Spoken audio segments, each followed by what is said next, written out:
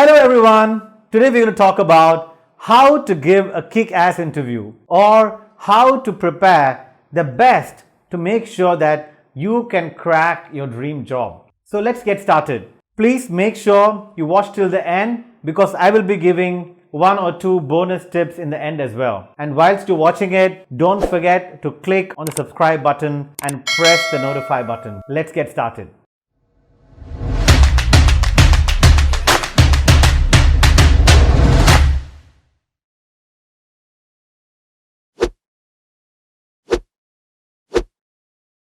So what's the problem we're defining here? Interviews. Can you imagine that it's that one day's performance that determines whether you get your dream job or not? Now, what are the facts that we know about interviews? Do you know within the first 7 seconds, your interviewer is going to decide if they are going to like you or not? The first impression. Interviewers spend 6 seconds only browsing your resume, which means you need to have a top-notch, super powerful resume. I will make a separate video on that, but today we will talk more about interviews only. More than 80% of people who apply for a job get rejected. Out of the 20% people who get interviewed, less than 5% get the actual job, which is why the interview day itself becomes extremely important. And I want all of you to watch this video very carefully till the end because I'm going to share with you my 15 years of hiring experience from 4 different countries.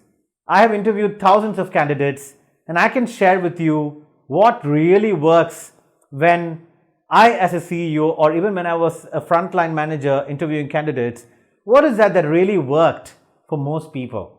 So in an interview process, we have 6 stages that I've separated, and I will talk about each of these 6 stages. The first stage is when you're applying for a job.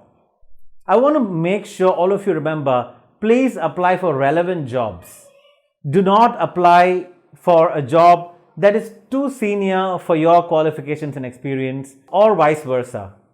Recently, especially with COVID, I had a lot of people with a lot of experience applying for junior jobs. Now, I told them that I cannot go further because I know that they probably want a job desperately now, but once the job market resumes, they may not stay with us. So the most important thing is matching the job requirements, or at least your ability is to go in front of the interviewer to convince them why you are the right candidate. So make sure when you're applying, you are watching out for these things and getting an interview. Now, one tip I can give you of how to get a better chance of connecting with the interviewer, I will say it in the end, so please continue watching. The second thing is you've got the interview call. Now what? A lot of stress, right? I mean, you want to do well, you're having hundreds of questions. Now with COVID especially, it's all virtual interviews. Will a virtual interview work? Will I be able to convince the person? Where will be the location of my job? Will they give me the location that I want? A lot of these questions will come into mind. Now, what I find many times, candidates come for interviews without preparing. They feel that they can ace any interview. They're probably a top performer. Doesn't matter. I can tell you, even the best of the best candidates, if they don't prepare well, they can lose a great opportunity for a job. Now, this interview preparation can also be even for a promotion interview, for example, in your own company. So you can use it for that as well. Now, what do you have to prepare? That's the big question running in your mind. When you're starting to prepare, I would make down a list of the following things. Firstly, of course, about the company. And what do you prepare about the company? Now, go online and do research about the company's core values. What are the plans the company has for future? What is their strategy? What are the recent news articles about them? Is there any trending products and services that people are talking about? What is the online feedback about them? This will give you a good idea about the company's culture. And remember, you should be using these core value keywords in your interview. Please remember that to connect it back when you're having the interview. So the first thing you do research is about the company. The second thing you research about is who is going to be interviewing you. Find out, ask the recruiter who's going to be interviewing you and for their full names. If it is more than one person, if it is 2 or 3 people, research about them online. That's going to really helping you a lot. After you do the research, what are you trying to research about? About the kind of personality they are. Are they interested in people or product, or what is their core interest? Now, when you're talking to them, you should use these information again to connect back with them. Remember, it's all about the hook you can give to people in that particular day, and that's what matters. So you've researched about the company, you researched about the people interviewing. Then, of course, about the role. What's the role that you're applying for? Do your homework about the role, especially for that company. If there is again information online or on social media, make sure these are watertight preparation. Have some technical questions possibly for your role ready as well. But then when it comes to the actual interview itself, one of the most common techniques that organizations use is called behavioral interview technique. There are even courses for training recruiters how to use this technique to interview candidates. Now, what are we trying to do with behavioral interview? Research says that past performance is a good prediction of future behavior. When I talk about performance, it's behavioral. Behavior, what is your past behavior, will be a good prediction for your future behavior as well. So employers will ask you questions about, please give an example of when you had to show leadership in a crisis. This is an example. Now, when you get a question like please give an example, that means they're asking you a behavioral question. And to answer a behavioral question, you need to start with what was the example, what is the situation, what did you do in the situation, what was the outcome of this action you did, what worked well, and what could you do even better if you have the same situation again. This is how you should answer, structure the answer. I find a lot of candidates coming and just giving theoretical answers, blabbering. And when we are hearing answers, we can easily pick up if somebody is saying a lie or bullshitting. So don't try to do that. So prepare some good examples from your own life. The common questions here would be, give an example of when you were able to crack a sales order. Give an example of how you resolved the conflict. Give an example of how you were able to lead a team. Give an example of how you were able to convince your peers for a decision that you wanted.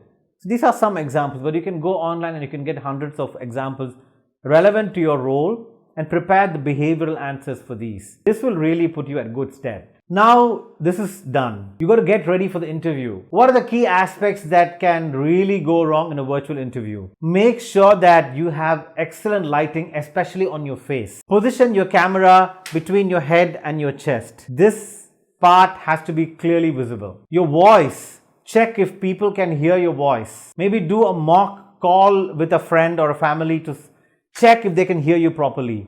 Just recently, I did an interview where the candidate was excellent, but because of poor lighting and voice, he left a bad impression and most likely wouldn't get the job as well. And this is very disappointing. So catch hold of these issues and fix them before. Have a plan B in terms of internet, maybe a Wi-Fi and a 4G as well. The other thing is background. Now, if you're sitting with your back facing a window, make sure the window is closed and no light is coming through because it will give a glare to the person interviewing. Have the curtains put on, and if it's a dark curtains, put on light clothes. And if it is light curtains, put on dark clothes. Make sure it's not merging so you don't even become visible otherwise. So this is very important. And of course, you got to dress up properly.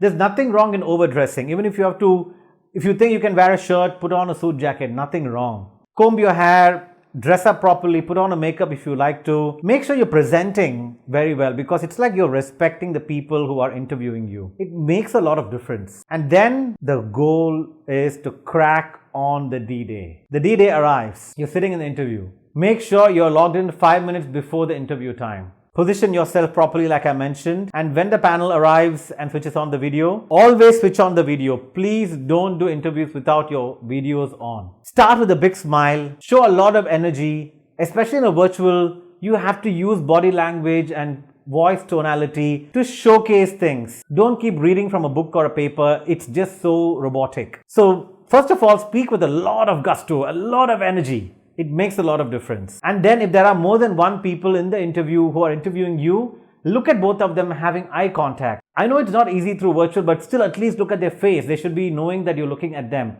To both of them or three of them, how many ever people there are. And when you're giving answers, keep it succinct and brief. Don't blabber and don't make it long winding answers. Just pause and ask them if they want to know more information. And finally, if you struggle somewhere, if you think you don't know the answer, you're just best to tell them you don't know the answer. If they ask you, for example, for weakness, tell them a very honest weakness that you have and what are you doing about it to improve it. So don't try to pretend like everything is fantastic with you. Be honest and be open.